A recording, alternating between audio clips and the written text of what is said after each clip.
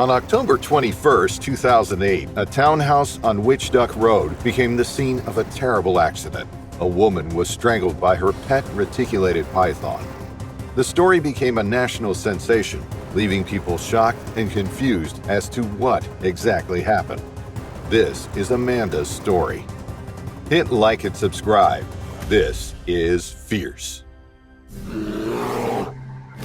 Amanda Ruth Black, the 25-year-old wife of a Navy officer, established herself in the Virginia Beach community as an animal lover. She worked at Pet Paradise, a local animal shop, and over the years had accumulated enough knowledge about animals that people would call her an expert. Despite working amongst puppies, kittens, rabbits, or parrots, she chose more special pets, snakes. Her love and knowledge of snakes knew no bounds. She was absolutely fascinated every time she encountered them. So much so that she convinced her husband to collect a few non-venomous snakes as pets. And among the many different kinds that existed, she fell in love with constricting snakes. Now you probably think she had it coming, and you would probably be right if you didn't know Amanda at all. In truth, she wasn't an amateur snake lover. Amanda knew how to handle the slithering reptiles like the back of her hand. She could anticipate any change of behavior and knew exactly what to do so she could remain unharmed. Her home became a true snake sanctuary and a testament to her devotion to her pets. Her collection included several exotic snakes, like a 10-foot Burmese python, a 12-foot dwarf reticulated python, a 13-year-old Mexican king snake, and 2 green tree pythons. Knowing how difficult it would be to handle these large snakes, Amanda oftentimes asked for her husband's help, who fortunately shared her fascination for reptiles. But on that Tuesday, Amanda was home alone, and her pet needed its medication, so she decided she couldn't wait for her partner to come home. She did it herself, and she paid a terrible price for it. Tuesday morning, while preparing to go to her shift at Pet Paradise, Amanda kept pondering something. Should I give Diablo his medication now or wait for my husband to help me? Despite knowing it would be kind of hard to do it herself and that she usually needed someone to make sure the snake was steady, she decided she was most likely overthinking the entire situation. After all, it wasn't the first time she would be handling Diablo alone. So right before leaving for work, she prepared the snake's medication. Slowly, she approached Diablo's enclosure, trying to present herself as calmly as possible.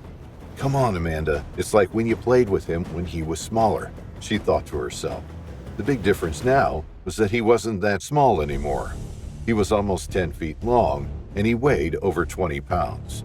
Sensing her presence, Diablo moved a bit around his cage, raising his head slightly.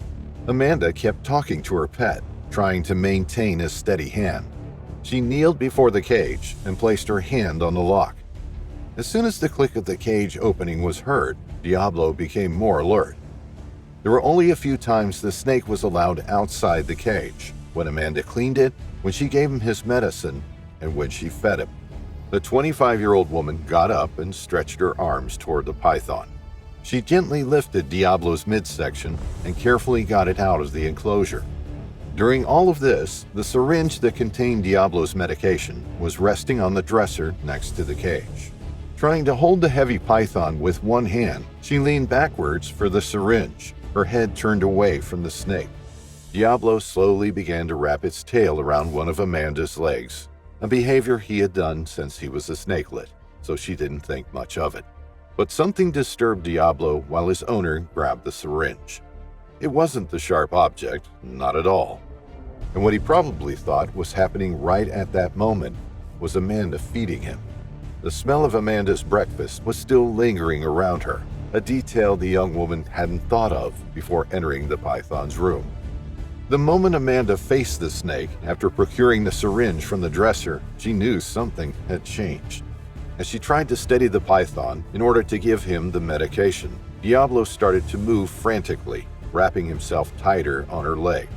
The snake had one thing in mind now: food. The 10-foot-long python, in a confused state, slithered its large body around Amanda's waist. Mere seconds later, Amidst Amanda's failed attempts to calm him down and get him off of her, Diablo started to constrict. Reticulated pythons use constriction as a method to subdue their prey, wrapping their powerful bodies around the victim and tightening their coils with each breath the prey takes. The young woman recognized what was happening and tried her best to uncoil her pet in order to set herself free while keeping a steady breath. She didn't even have enough time to regret her decision to try to give him the medicine. It all happened so fast. Panic flared in the woman's chest. She started to hit the python's body, hoping it would hurt him enough to let her go. Everything she stood for came crashing right in front of her. It pained her that she was forced to use violence in order to maybe save herself. Her actions only succeeded in angering the python, whose force became unbearable at that point. Amanda was in so much pain that she thought her bones were breaking from the python's grip. Finally, Diablo reached his owner's neck. Amanda's tears and cries for help filled the room. With every passing second, the snake's body wrapped tighter and tighter around Amanda's small neck, leaving her gasping for air. Her breathing became more difficult and her energy was diminishing rapidly. It was absolutely agonizing. In just a few minutes, the snake's job was done. With a final effort, Amanda clawed at the python wrapped tightly around her neck, but it was all in vain. The air whooshed out of her lungs as Diablo finally loosened his grip. She was dead. After failing to show up at her job, Amanda's manager and co-workers became worried. They had just seen her the day before, and it was extremely unusual for her to miss work without calling first. Her husband was still at sea that day and had no idea what had happened to his wife until he arrived home later that night. At around 11:30 p.m., Amanda's husband made the gruesome discovery. Immediately, her husband knew what had happened. The paramedics showed up at the devastating scene. Amanda's husband was holding her tightly in his arms as she was pronounced dead.